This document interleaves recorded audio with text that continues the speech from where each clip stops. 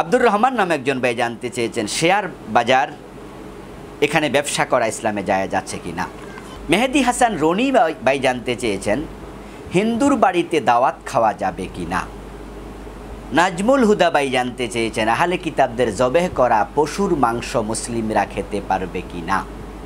মুজাহিদুল ইসলাম নামে একজন ভাই জানতে চেয়েছেন মৃত্যুর আশঙ্কা আছে, এটা জেনেও যদি কেউ কাউকে বাঁচাতে গিয়ে মরে যায় আত্মহত্যা হবে কি না। রাসেল চৌধুরী ভাই জানতে চেয়েছেন দিন দিন নাস্তিক এবং ইসলাম বিদ্বেষীর সংখ্যা বৃদ্ধি পাচ্ছে, কারণটা কি। ফাতেমা ইসলাম নামে একজন বোন জানতে চেয়েছেন ঘরে কোনো উপযুক্ত মেয়ে যদি থাকে, বিবাহের উপযুক্ত একজন বা একাধিক, মা বাবা বড় ভাইরা তাদের যদি বিবাহের দায়িত্ব না নেয় ওই মেয়েদের করণীয় কি। জুমার দিন দ্বিতীয় আজান কেন দেয়া হয়। হযরত ওসমান রাদিয়াল্লাহু তাআলা আনহুর সময় মুসলমানদের সংখ্যা যখন খুব বেড়ে গিয়েছে, জুমার আজানের পরপর যদি খুতবা শুরু হয় অনেক মুসলমানরা উপস্থিত হতে পারতেন না। তাই হযরত ওসমান রাদিয়াল্লাহু তাআলা আনহু জুমার খুতবার আগে যে আজান, এর আগে আরেকটা যেটা আমাদের বাংলাদেশে প্রথম আজান আমরা দেই, ওটা তিনি চালু করেন। মানুষজনের কাছে মেসেজ দেন দৌড়াইয়া আসো। তো লোকজন যখন এসে যায় তখন আরেকবার খুতবার আজান দেয়া হয়, তারপরে ইকামত দেয়া হয়। হযরত ওসমান রাদিয়াল্লাহু তাআলা আনহু এটা শুরু করেছিলেন। কোনো সাহাবীর বিরোধিতা করেছেন এমন বক্তব্য আমরা পাই নাই। সুতরাং তৎকালীন সময়ে জীবিত সকল সাহাবী ওসমানের সাথে ঐক্যমত্য পোষণ করেছেন যে ঠিক আছে। তো আজকের এই দিনে ওই জরুরত কি কমেছে? কমেনি। নামাজের ব্যাপারে মানুষের আগ্রহ নিশ্চয় ওসমান রাদিয়াল্লাহু তাআলা আনহুর যুগের চেয়ে বাড়েনি, বরং আগ্রহ আরও কমেছে। লোকজন আগের চেয়ে অনেক অনেক গুণ বেড়েছে। বাংলাদেশেই তো 18 কোটি মানুষের মাঝে 15 কোটির মতো মুসলমান, কি বাড়ছে। এখন তো ওই আজানটার জরুরত আরও বেশি হয়ে গেছে। আশা করি বুঝতে পেরেছেন। ফাতেমা ইসলাম নামে একজন বোন জানতে চেয়েছেন ঘরে কোনো উপযুক্ত মেয়ে যদি থাকে, বিবাহের উপযুক্ত একজন বা একাধিক, মা বাবা বড় ভাইরা তাদের যদি বিবাহের দায়িত্ব না নেয় ওই মেয়েদের করণীয় কি। ওই মেয়েরা যদি বালেগা হয়, তারপরেও বয়স চলে যাচ্ছে, মা বাবা ভাইয়েরা বিয়ের ব্যাপারে উদাসীন, তাহলে ওই মেয়েরা নিজেরাও বিয়ের উদ্যোগ নিতে পারেন। উলামায়ে আহনাফ ফতোয়া দিয়েছেন সাক্ষী যদি থাকে, মেয়ে যদি বালেগা হয়, মেয়েও বিয়ে করতে পারবে, এক্ষেত্রে ওয়ালির প্রয়োজন হবে না। যারা ওলি তারা উদাসীন, বিয়ের ব্যাপারে খবরই নিচ্ছে না। সুতরাং উলামায়ে আহনাফের এই ফতোয়াটা কার্যকর হবে এখানে। এবং উলামায়ে আহনাফের এই ফতোয়ার সাথে আমার জানা মতো 8 থেকে 10টি হাদিস রয়েছে।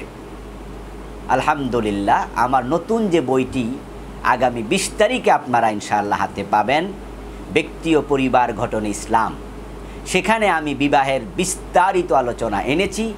তার মাঝে অলিবিহীন বিবাহ, ওলামায়ে আহনাফের যে বক্তব্য, ওর হাদিসগুলো এনেছি, দলিল এনেছি। আবার যারা বলেন লা নিকাহা ইল্লা বি ওয়ালি, অলি ব্যতীত বিবাহ হবে না, তাদের পক্ষেও দলিল আছে, সেগুলোও এনেছি। ওই বইতে ইনশাআল্লাহ বিস্তারিত পাবেন ব্যক্তি জীবন, পারিবারিক জীবন। আমি আলহামদুলিল্লাহ জন্ম থেকে শুরু করে একবারে ব্যক্তি জীবন, পারিবারিক জীবনের যত অঙ্গন আছে সবই আনার চেষ্টা করেছি। 450-র উপরে হাদিস এনেছি আলহামদুলিল্লাহ, 250-র উপরে কোরআনের আয়াত এনেছি। এটা পড়ে আপনারাও আলেম হয়ে যেতে পারবেন ইনশাআল্লাহ। ওই বইটি আসতেছে, আপনারা আহসান পাবলিকেশনকে অর্ডার দিয়ে দেন, পেয়ে যাবেন। আমার মাহফিলগুলোতেও পাবেন ইনশাআল্লাহ। তখন সেখানে এই মাসআলাটাও বিস্তারিত আশা করি পাবেন। ফাতেমা ইসলাম বোন আরও জানতে চেয়েছেন মোহরে ফাতিমি তথা 500 দিরহাম এর বর্তমান বাজার মূল্য কত। এর বর্তমান বাজার মূল্য হলো 131 তোলা রূপা এর মূল্য। তো 131 তোলা মানে 131 ভরি। 1000 টাকা যদি রূপার মূল্য হয় তাহলে 1,31,000 টাকা হবে। রূপার মূল্যের উপরে ডিপেন্ড করে কমতেও পারে, বাড়তেও পারে। রাসেল চৌধুরী ভাই জানতে চেয়েছেন, দিন দিন নাস্তিক এবং ইসলাম বিদ্বেষীর সংখ্যা বৃদ্ধি পাচ্ছে, কারণটা কি? এই প্রশ্ন আমারও। তাসলিমা নাসরিন যখন নাস্তিকতা করেছে, পুরা বাংলাদেশে নাস্তিক খুঁজে পাওয়া যেত না, তাই সে দেশ থেকে পালাইছে, সাথে কোনো সঙ্গী নিতে পারেনি। তার পক্ষে জনকণ্ঠ পত্রিকাও আর ডরে লেখে নাই। নাস্তিক পাওয়া যেত না খুঁজে পুরা দেশে এক দুইটা, কিন্তু এখন হাজার হাজার ইসলাম বিদ্বেষী, হাজার হাজার নাস্তিক জন্ম নিয়েছে, হাজার হাজার। কেয়ামতের আগে সেটাই হবে, মোমেন থাকবে না, একজন থাকলেও কেয়ামত হবে না। যখন সব হয়ে যাবে, কাফের, মুশরিক, নাস্তিক, বেদিন, তাদের উপরে আকাশ ভেঙ্গে পড়বে, কেয়ামত হবে। তো নাস্তিক তো বাড়বেই। কারণ কি? আমি যা মনে করি, অন্যতম কারণ হলো মায়েরা বেপরদায় চলছে, তাদের পেট থেকে ভালো সন্তান জন্ম নিচ্ছে না। যে মা পেট দেখায়া, নাভি দেখায়া রাস্তায় নামে, সে মায়ের পেট থেকে ভালো সন্তান আশা করি কেমনে? যে মা বুক দেখায়া রাস্তায় চলে, ওই বুকের দুধ খেয়ে সন্তান ভালো হয় কেমনে? আরেকটি কারণ হচ্ছে দ্বীনি শিক্ষার অভাব। এখন ধর্মনিরপেক্ষতার দোহাই দিয়ে ইউনিভার্সিটি, কলেজ থেকেও ধর্মীয় শিক্ষা তুলে দেয়া হচ্ছে, ধর্মীয় শিক্ষাকে ঐচ্ছিক করা হচ্ছে। দিন দিন মানুষ কিন্ডারগার্টেন মুখী হচ্ছে, কোরআন বিমুখ হচ্ছে, মক্তবগুলো উঠে গেছে। মানুষ যখন দ্বীনি ইলম থেকে দূরে থাকবে, নাস্তিকতার প্রভাব বৃদ্ধি পাবে। আরও সামাজিক অবক্ষয়, সাথে আছে ইন্টারনেটের আজকে যে আকাশ সংস্কৃতির সবল, মানুষের তাকওয়া যখন কমে যাবে, সেখানে দিনদারি থাকবে না। তখন মানুষ ধীরে ধীরে শিরক, কুফর, ইলহাদ ইত্যাদির প্রতি ঝুঁকে পড়বে। মুজাহিদুল ইসলাম নামে একজন ভাই জানতে চেয়েছেন, মৃত্যুর আশঙ্কা আছে, এটা জেনেও যদি কেউ কাউকে বাঁচাতে গিয়ে মরে যায়, আত্মহত্যা হবে কি না? মৃত্যুর সম্ভাবনা আছে কম, আরেকজনকে বাঁচাতে পারবে এটাই মনে হয় বেশি। এই অবস্থায় যাওয়া জায়েজ আছে, কারণ তিনি আশা করছেন যে না, আমার সম্ভাবনা সামান্য, আমি বেঁচে আসতে পারবো, জায়েজ আছে। কিন্তু যদি না যান, তাহলে তিনি অপরাধী হবেন না, দায়ী হবেন না যে বাঁচাতে কেন গেল না। যদি যান, নিয়ে আসতে পারেন, বাঁচাই আনতে পারেন, গুড, ভালো। কিন্তু তিনি যদি বিপদে পড়ে মরে যান, তাহলে এখানে আত্মহত্যা হবে এটা বলা যায় না, কারণ তিনি তো জানতেন যে তিনি মরবেন না, বরং আরেকজনকে বাঁচাতে চান, রিস্ক নিয়েছেন। যেমন যারা ডুবুরি, তারা জানে তারা মরবে না, কিন্তু সমুদ্রে হাঙ্গর তো আছে। হাঙ্গর কি মানুষ খেয়ে ফেলতে পারে না? তিমি মাছ আছে, তাহলে সেটা সম্ভাবনা কম, এজন্য আত্মহত্যা হবে না। কিন্তু যদি বলে, দেখে যে মৃত্যুর সম্ভাবনাই বেশি, বাঁচার সম্ভাবনা কম, তাহলে তিনি ওইখানে যাবেন না, গেলে আত্মহত্যা হয়ে যেতে পারে।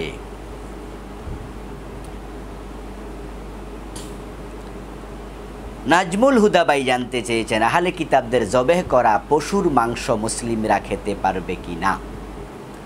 কোরআনে আল্লাহ তাআলা বলেছেন, আহলে কিতাবদের জবেহ করা প্রাণী মুমিনদের জন্য খাওয়া জায়েজ।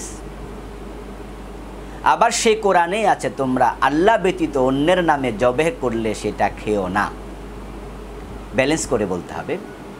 আহলে কিতাবরা যদি আল্লাহর নামে জবেহ করে, তাহলে খাওয়া জায়েজ।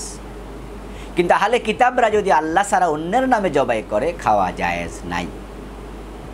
কোনো আহলে কিতাব যদি নাস্তিক হয়ে যায়, যে মুসলমানের সন্তান নাস্তিক হয়, খ্রিস্টানদের সন্তান হচ্ছে না, হচ্ছে, তাহলে সে খ্রিস্টান পরিচয় দিল, কিন্তু সে নাস্তিক, তার হাতের জবেহ করা জিনিস খাওয়া যাবে না।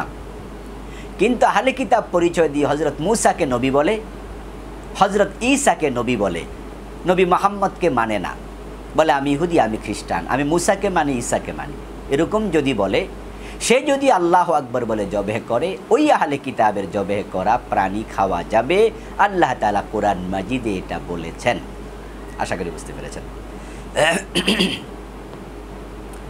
আলমগীর মুন্সি ভাই জানতে চেয়েছেন, নামাজ শুরু করে সূরা ফাতিহা পড়ার পর অন্য সূরা শুরু করে এক আয়াত পড়েছি, এক আয়াত পড়ার পর যদি আরেক সূরাতে চলে যায়, নামাজ হবে কি না?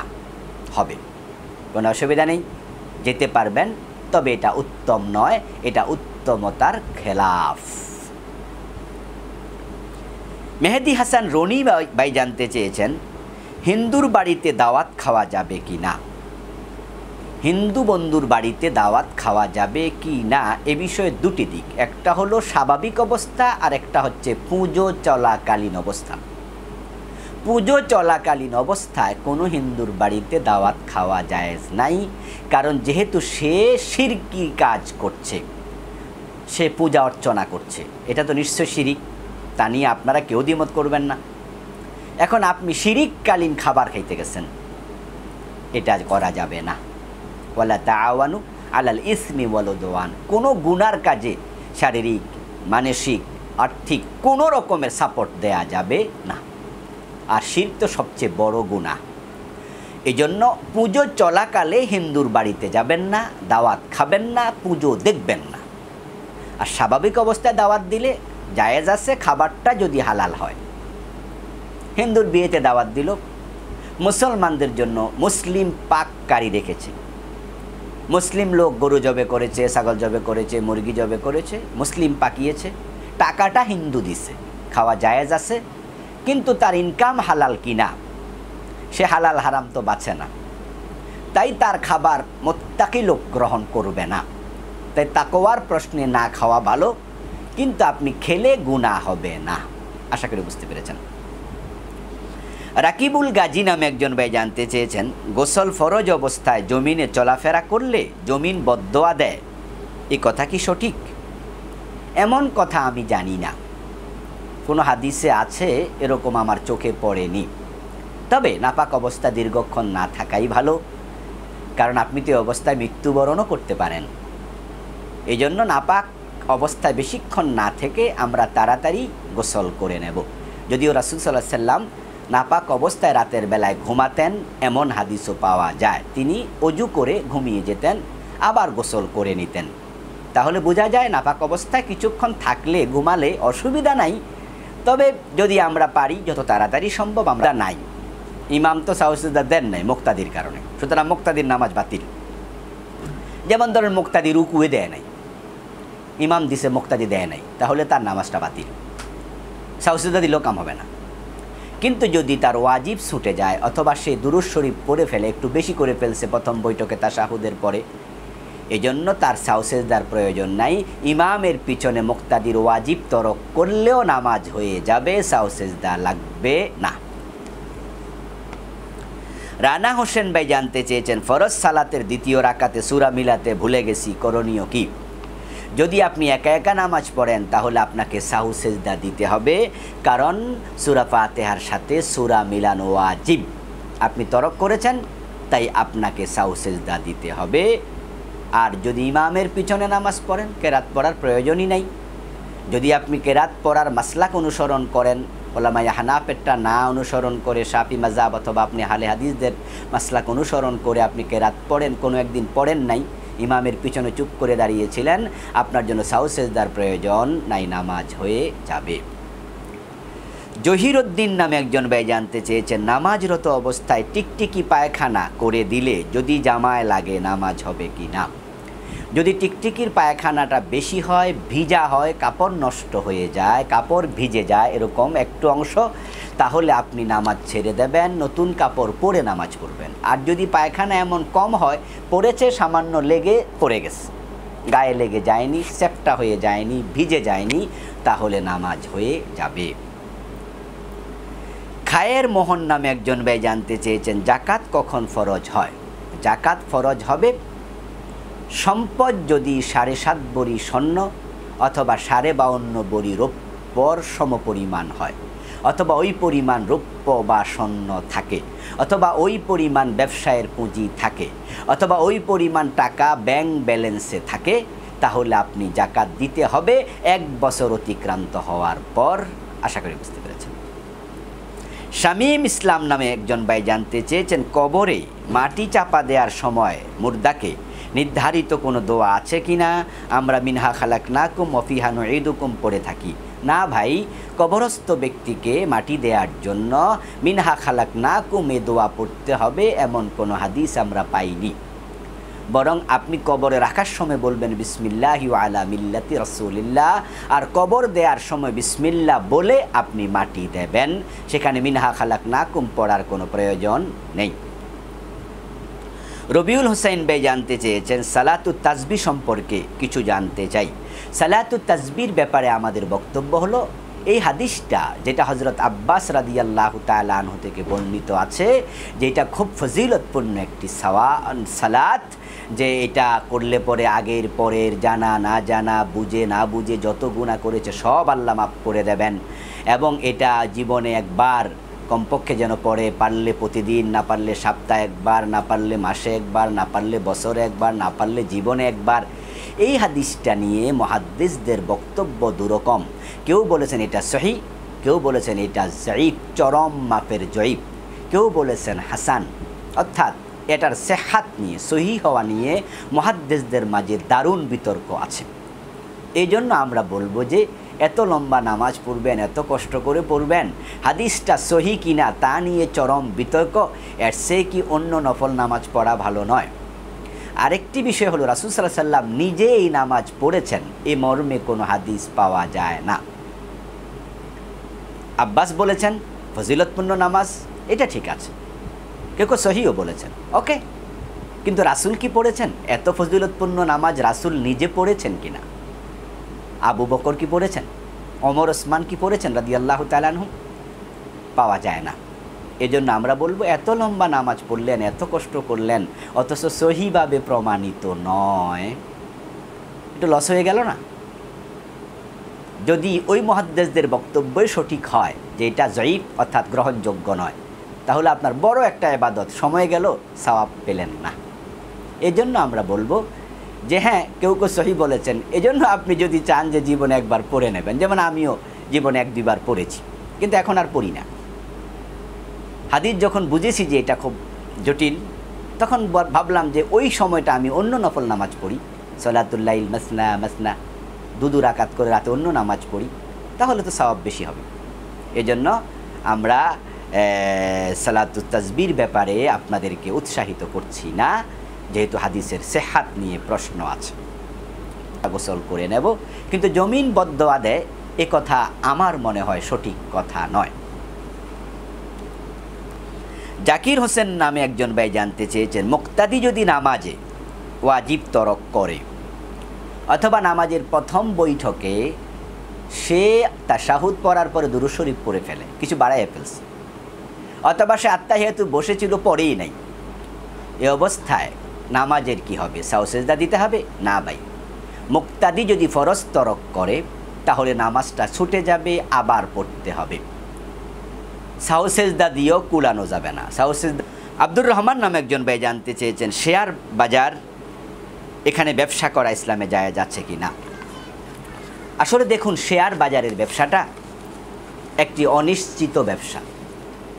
এটা কখন যে উপরে ওঠে, কখন যে নিচে নামে, আমাদের সাবেক অর্থমন্ত্রী আবুল মাল আব্দুল মুহিত সাহেব বলেছিলেন যে আমিও বুঝি না এটা কেন যে দরপতন হয়। এইভাবে আমরা যারা আছি আলহামদুলিল্লাহ, দেশের ওয়ান ক্লাস শিক্ষিত যারা, যদিও আমরা এত এলেম কালাম নাই, কিন্তু সার্টিফিকেটের দিক থেকে পিএইচডি হোল্ডার হওয়ার কারণে ঢাকা ইউনিভার্সিটি আমাদেরকে দেশের সেরা শিক্ষিতদের কাতারে জায়গা দিছে। আমিও বুঝি না এ কখন নামে কখন ওঠে। আমার দু চারজন পরিচিত জন শেয়ার মার্কেটে ব্যবসা করে, তা আমি জিজ্ঞাসা করি, প্রফেসর, আমার কলিগ ঢাকা ইউনিভার্সিটি থেকে বাংলায় অধ্যাপক, বাংলায় লেখাপড়া করে আমাদের অধ্যাপনা করছে আমাদের প্রতিষ্ঠানে, আর ওই জাতীয় আরও কয়েকজন আছে মেধাবী, বলি যে নামে কেন ওঠে কেন? কয় হুজুর তা বুঝি না। অর্থাৎ একটি অনিশ্চিত ব্যবসা। এই জন্য ইসলাম অনিশ্চিত কোনো ব্যবসাকে এলাও করে না, তাই শেয়ার বাজারের ব্যবসায় না যাওয়াই ভালো। আর যদি শেয়ার বাজারে হারাম কোনো খাত থাকে, যেমন সুদী ব্যাংক অথবা টোবাকো কোম্পানি, যেখানে সাধারণ বিনিয়োগই জায়েজ নাই সুদের কারণে অথবা অন্য কোনো কারণে, এই জাতীয় খাতে তো বিনিয়োগ এমনিই হারাম, শেয়ার বাজারে তো আরও হারাম। এই জন্য আমরা বলবো শেয়ার বাজারে যতটা পারেন কম যাবেন। শেয়ার মার্কেট ধসের পরে আত্মহত্যা করেছে এমন ঘটনাও বাংলাদেশে ঘটেছে। অনেক পয়সাওয়ালা কাঙ্গাল হয়ে গেছে, ইসলাম এই জাতীয় ব্যবসাকে এলাও করে না, যেই ব্যবসাতে অনিশ্চয়তা থাকে। এই জন্য পানিতে রেখে মাছ বিক্রি করা জায়েজ নাই। সারা পাখি, আপনার পাখি কিন্তু বা আকাশে উঠতেছে, বিক্রি করা জায়েজ নাই। ক্ষেতের আলু মাটির নিচে আছে, বিক্রি করা জায়েজ নাই। গাছের আম গাছের মুকুলে আছে অথবা ছোট্ট ছোট্ট হয়ে আছে, এই অবস্থায় বিক্রি করা জায়েজ নাই, কারণ অনিশ্চয়তা আছে। আমাদের দেশে চলছে এসব ব্যবসা, কে কারে জিগায়, ইসলাম এখানে মানে ওখানে মানে না। সব জায়গায় মানলে আমরা দেখতাম যে শেয়ার বাজার বাংলাদেশে যে অবস্থায় আছে এটা রাষ্ট্র অনুমোদন দিত না যদি রাষ্ট্র ইসলাম মানত। সুতরাং আমরা বলবো এই ব্যবসায় টাকা বিনিয়োগ করবেন না। মাহমুদা আক্তার নামে একজন বোন জানতে চেয়েছেন, কাউকে শুধু রহমান ভাইয়া বলে যদি ডাকি কুফরি হবে কি না। উনার ভাই আছে, বড় ভাই আব্দুর রহমান, ডাকেন তিনি রহমান ভাইয়া। আসলে রহমান তো আল্লাহর নাম, এই জন্য আমরা আব্দুর রহমানই বলবো, আপনিও তাই বলবেন। তবে আব্দুল শব্দকে উজ্জ্ব রেখে যদি কেউ বলে, মনে মনে আছে যে তিনি রহমান নয়, তিনি রহমানের বান্দা, সংক্ষিপ্ত করতে গিয়ে বলছেন, তাহলে তার শিরকে খফি হবে, শিরকে জলি হবে না, শিরকের গন্ধ থেকে যাবে। একবারে কুফরি হবে, শিরিক হয়ে যাবে, ঈমান চলে যাবে তা হবে না, কিন্তু গন্ধ তো থেকে যাবে। যাকে আপনি ডাকছেন তিনি তো রহমান নয়, তিনি তো রহমানের বান্দা, সুতরাং তাকে আপনি কেন রহমান বলতে যাবেন। আসুন আমরা আব্দুর রহমান বলবো, শুধু রহমান, আল্লাহর কোনো বান্দাকে বলবো না। এমডি আলমগীর ভাই জানতে চেয়েছেন, নফল রোজা রাখার নিয়ত করেছি কিন্তু এখন রাখবো না, গুনাহ হবে কি না। নিয়ত করলে, এরাদা করলে, না রাখলে কোনো গুনাহ নাই, কিন্তু মানত করলে রাখতে হবে। যদি আপনি মানত করেন, এই কারণে আমি মানত করলাম যে আমার যদি এটা হয় তাহলে আগামী শুক্রবার আমি রোজা রাখবো, আপনি সুস্থ থাকলে আপনি অবশ্যই মানত পালন করতে হবে, মানত পূর্ণ করতে হবে, না হয় গুনাহগার হবেন। কিন্তু এরাদা করেছেন, নিয়ত করেছেন, না রাখলে কোনো অসুবিধা নেই। আলোর পথ নামক আইডি থেকে জানতে চাওয়া হয়েছে, আমার স্ত্রী আমার মায়ের সাথে আমার ভালো সম্পর্কটাকে মেনে নেয় না, করণীয় কি। আপনার মাকে টাকা দেবেন, পয়সা দেবেন, কাছে আনবেন, ডাকবেন, খেদমত করবেন, আপনার স্ত্রী বারণ করবে, এই স্ত্রী ভালো স্ত্রী নয়। যে স্ত্রী সন্তানের সাথে মায়ের ভালোবাসার ফাটল ধরায়, এটা বদ স্ত্রী, বদকার, নেককার নয়। তাকে বুঝান, সংশোধন করুন। যদি সে আপনাকে আপনার মা থেকে দূরে সরানোর জন্য সিদ্ধান্ত নেয়, তাকে আপনি আলটিমেটাম দিয়ে দেন যে তুমি যদি আমার সাথে এই আচরণ অব্যাহত রাখো, তোমাকে আমি 2 মাস, 6 মাস, 1 বছর সময় দিলাম, এরপরে হয়তো আমাদের পথ ভিন্ন হয়ে যাবে। তাকে আলটিমেটাম দিন, শাসন করুন, বুঝান, তার মা বাবাকে ডাকেন, তাকে বলে দেন যদি তুমি পরিবর্তন না হও তাহলে আমি তোমাকে ভিন্ন পথে নিতে বাধ্য হব, অর্থাৎ তালাক দিতে বাধ্য হব। তখন আশা করা যায় সে পরিবর্তন হবে ইনশাআল্লাহ। আর না হয় শেষ পর্যন্ত যদি সে বুঝ না মানে, আপনি মাকে প্রাধান্য দেবেন, স্ত্রীকে নয়। 2 পক্ষকে ম্যানেজ করতে পারলে খুব ভালো, খুব ভালো, কিন্তু যদি 2 পক্ষকে ম্যানেজ করা না যায়, মাকে প্রাধান্য দেবেন, স্ত্রীকে নয়।